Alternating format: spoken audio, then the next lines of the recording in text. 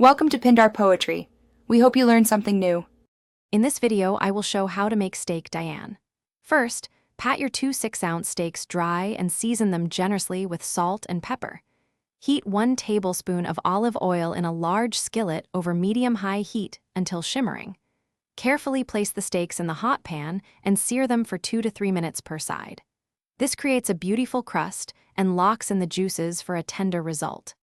After removing the seared steaks, add 1 tablespoon of butter to the same skillet. Once melted, add 2 minced shallots and 1 clove of minced garlic, cooking for about 1 minute until fragrant. Now, carefully pour in 1/4 cup of brandy or dry sherry to deglaze the pan, scraping up all those delicious brown bits from the bottom. This step is crucial for building a rich flavor foundation. Next, stir in 1/2 cup of rich beef broth and 1 tablespoon of Dijon mustard, blending them well. Then, add 1 tablespoon of Worcestershire sauce and a dash of your favorite hot sauce for a subtle kick. Bring the mixture to a gentle simmer and let it cook for 3 to 5 minutes, allowing the sauce to reduce and slightly thicken. This creates a wonderfully complex and savory base.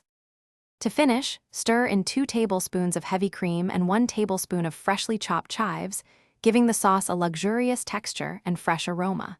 Return your seared steaks to the pan, spooning the warm, rich sauce generously over each one. Serve your delicious Steak Diane immediately with your preferred side dishes, like mashed potatoes or roasted asparagus. Enjoy this easy, elegant meal. Thanks for watching. Consider subscribing if we helped you.